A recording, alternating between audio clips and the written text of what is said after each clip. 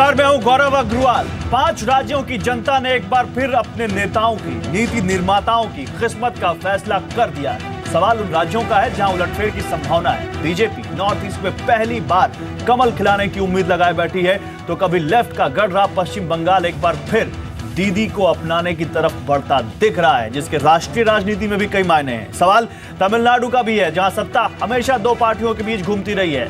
उधर केरल और पुदुचेरी में भी इतिहास फिर से दोहराने को तैयार खड़ा दिखता है। क्या कहते हैं देश के एग्जिट पोल्स और क्या है देश की सियासत पर इनके मायने, हम आपको बताएंगे। देखिए, देश का सबसे बड़ा mega exit poll big story big debate में आज, लेकिन उससे पहले यह देखते हैं कि क्या है मेगा एग्जिट पोल की बड़ी बातें। क्या कहता है ये मेगा एग्जिट पोल, ये आप जानिए और उसके बाद हम आपको एक एक करके हर राज्य का एग्जिट पोल बताएंगे। पश्चिम बंगाल में ममता बनर्जी की वापसी तय, ये एग्जिट पोल्स कह रहे हैं। भारी बहुमत के साथ, न केवल वापसी बल्कि भारी बहुमत के साथ ममता दीदी वापसी करती दिख रही हैं और बीजेपी को केवल 1 से 3 सीटें हासिल हो सकती है। यानी बीजेपी के हाथ में कुछ भी हासिल होता नहीं दिख रहा।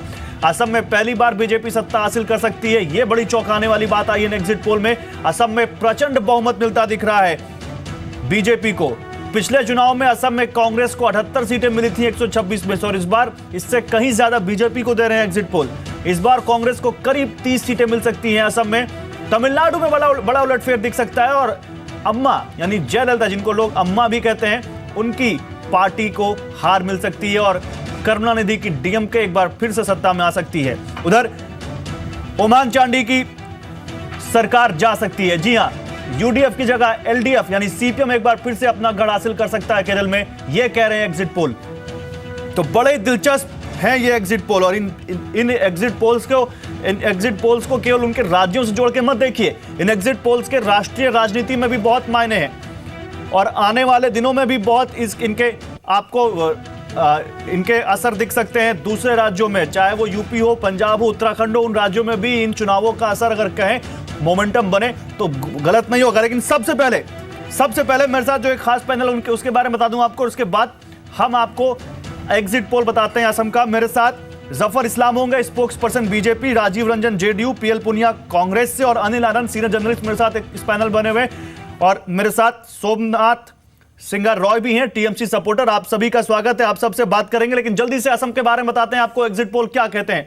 मेगा एग्जिट पोल क्या कहता है असम का मेगा एग्जिट पोल, जरा ये जान लीजिए और फिर आपको समझ में आएगा कि क्यों बीजेपी के लिए खुशी है की खबर है। वहां से बीजेपी को असम से 79 सीटें मिल सकती हैं, 79 सीट्स मिल सकती हैं, यह कहना है इंडिया टुडे एक्सिस का, जो कि ये मेगा एग्जिट पोल हम आपको बता रहे हैं। कांग्रेस की बात करें, हम आपको इंडिविजुअल भी बताएंगे, लेकिन मेगा एग्जिट पोल बता रहे हैं। बीजेपी को 79, जो कि बहुमत से कहीं ज्यादा है।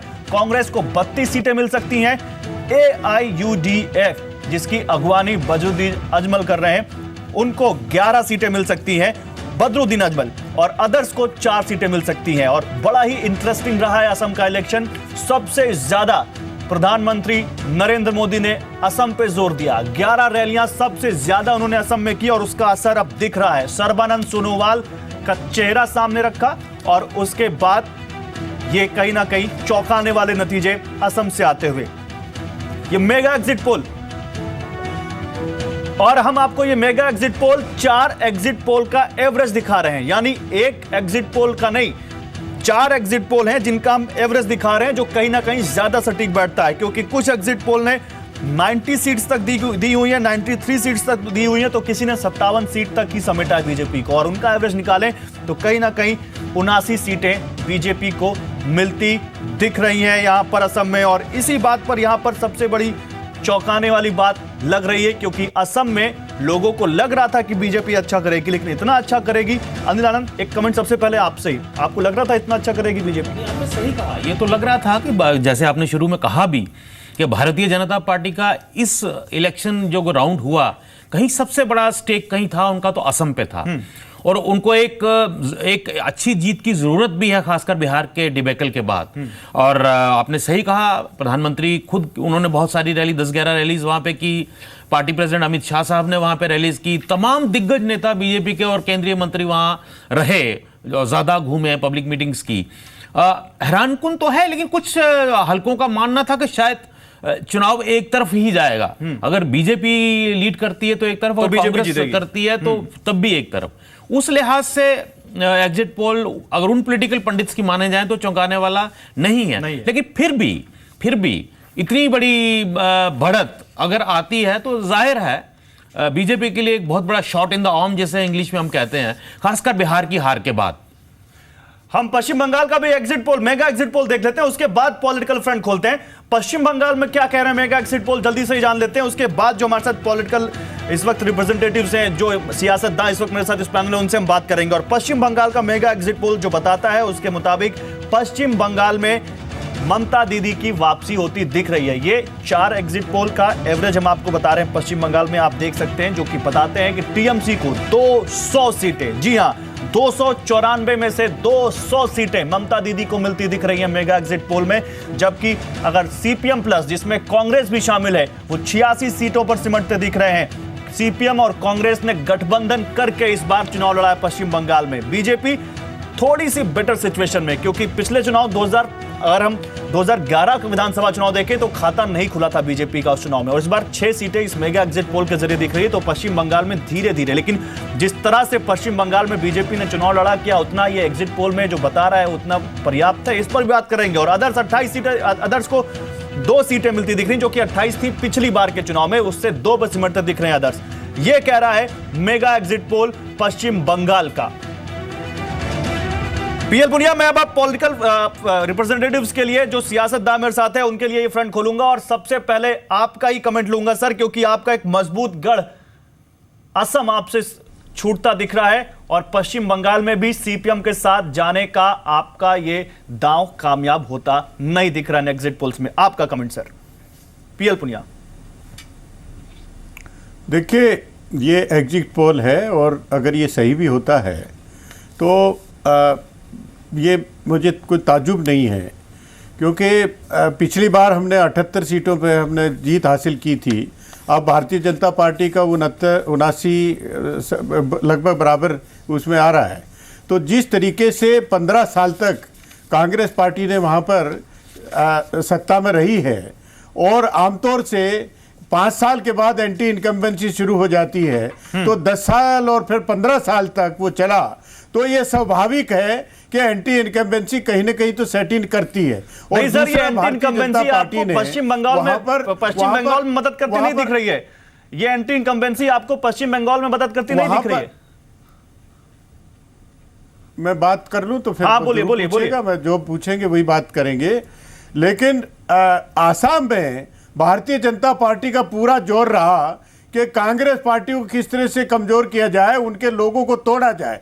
हो सकता है कि बहुत से लोग असंतुष्ट होते हैं, उन असंतुष्ट लोगों के ऊपर ही अपनी राजनीति निर्धारित कर दिया जाए भारतीय जनता पार्टी, लेकिन ये उनकी अपनी राजनीति है। वो सांप्रदायिक दाव भी खेलते हैं, वो तोड़फोड़ की राजनीति भी करते हैं। अरुणाचल प्रदेश का उदाहरण है, आपके उत्तराखंड का उदाहरण है, जो इस तरह से। और जहाँ तक वेस्ट बंगाल का सवाल है, वो वेस्ट बंगाल में पहले से इंडिकेशन ऐसे आ रहे थे कि ममता बनर्जी जी तृणमूल कांग्रेस की सरकार को रिपीट होते हुए नजर आ रही, लोगों का रुझान है। लेकिन भारतीय जनता पार्टी जो अपने दाव से लगा रही थी वहाँ पर वेस्ट बंगाल में, वो कहाँ नजर आ रही है, वो मेरी समझ में नहीं आ रही है। नहीं, इसका जवाब लेंगे। बीजेपी के लीडर इस वक्त हमारे साथ पैनल में है नहीं, जैसे ही वो आएंगे इसका जवाब लेंगे। लेकिन सर, आप एक सवाल को बहुत आसानी से किनारे कर गए। मैंने आपसे पूछा था कि असम आपका एक मजबूत गढ़, आप उसको छूटते आपसे दिख रहा है, आप उसको संभाल नहीं पाए। और दूसरा, पश्चिम बंगाल, जहां पर आपने सीपीएम के साथ जाकर चुनाव लड़ने की बात की, वहां भी आप कामयाब होते नहीं दिख रहे हैं। अगर एंटी इनकम्बेंसी असम में काम कर रही है तो पश्चिम बंगाल में क्यों नहीं काम कर रही है सर? सीधा सा सवाल। देखिए, हर प्रदेश की अलग अलग परिस्थितियां होती हैं। आसाम में भी हम जीतते, अवश्य जीतते, लेकिन 15 साल का अरसा बहुत लंबा होता है। और इसलिए मैंने कहा कि 15 साल के बाद अगर एंटी इनकम्बेंसी आती है तो कोई बड़ी बात नहीं है, इसलिए हम वो मान के चल रहे हैं। इसलिए मैंने कहा कि हो सकता है कि आपका जो एग्जिट पोल हो, वास्तव में जो 19 तारीख को जब मतगणना होगी उस समय ये सही निकल जाए। और लेकिन उसके पीछे उन्होंने क्या क्या हरकतें की हैं भारतीय जनता पार्टी ने, उसका मैंने उल्लेख किया। और जहां तक वेस्ट बंगाल का है, लेफ्ट के साथ में हमने समझौता किया, समझौता करके कुछ सीटों पर हम लड़े, कुछ सीटों पर वो लड़े, वो अपनी जगह सही है। लेकिन जैसे मैंने कहा कि लोगों का रुझान ये था कि ममता बनर्जी जी को एक मौका और दिया जाए, और उस हिसाब से उनके पक्ष में वो वोट जा रहे हैं। 184 एमएलए पिछली बार जीते थे, अब की बार 200 का एवरेज के लगभग आ रहा है, तो लगभग उन्होंने मेंटेन किया, बल्कि इंप्रूव किया है, ये सही है अपनी जगह है। लेकिन भारतीय जनता पार्टी वो तो बता दे कि वो इतने दिनों तक वहां लगे हुए थे और तरह तरह के हथकंडे अपना रहे थे। हमें खुशी मिली कि नहीं मिली, हमें कामयाबी मिली कि नहीं मिली, हमें कामयाबी मिली कि नहीं मिली, सामने वाला जो हमारा पड़ोसी है उसको कामयाबी नहीं मिली, हम इसी में खुश हैं। जफर इस्लाम, सीधा आरोप है आपके ऊपर कांग्रेस का कि भैया कांग्रेस ने असम में तो एंटी इंकम्बेंसी थी, इससे आप जीत गए, और पश्चिम बंगाल में तो आपने इतना ढिंढोरा पीटा और कुछ नहीं हुआ, हासिल हुआ आपको। जल्दी से जवाब दीजिए। मतलब कि एग्जिट पोल में जीत गए, अभी नतीजे नहीं आए, एग्जिट पोल्स में आपकी सरकार बनती दिख रही है। बिल्कुल कांग्रेस का सफाया होगा कि जहां भी पोल्स हो रहे हैं वहां मोस्ट ऑफ द प्लेसेस वो सफाया होगा। थोड़ा बहुत अगर उनको जो उम्मीद है वो शायद अगर वो कहता हूं मैं भी, फिर भी वो तमिलनाडु में होगा, लेकिन वह ज़्यादातर कांग्रेस सिमट रही है सारे राज्यों में। बीजेपी हर राज्यों में बीजेपी का जो वोट शेयर बढ़ेगा, कांग्रेस बीजेपी जो है सरकार बनाएगी आसाम में। अगर आप देखिए 2014 के इलेक्शन का रिजल्ट, उसमें अगर 69 सीट्स पे कॉन्स्टिट्यूएंसीज में हम लीड कर रहे थे, जहां पर बहुत बड़ी मार्जिन से लीड कर रहे थे, और 26 ऐसी कॉन्स्टिट्यूएंसी थी जहां पर हम सेकंड पोजीशन में थे और बहुत मार्जिनली नीचे थे।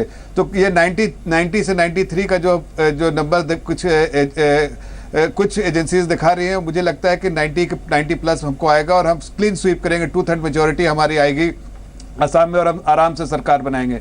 जहां तक आपका तमिलनाडु का सवाल है, तमिलनाडु में पश्चिम बंगाल अगर आप 2014 के इलेक्शन तमिलनाडु पे आते हैं जफर इस्लाम साहब, तमिलनाडु में आएंगे, पश्चिम बंगाल में नहीं। पश्चिम बंगाल के बारे में थोड़ी सी टिप्पणी कर देता हूं।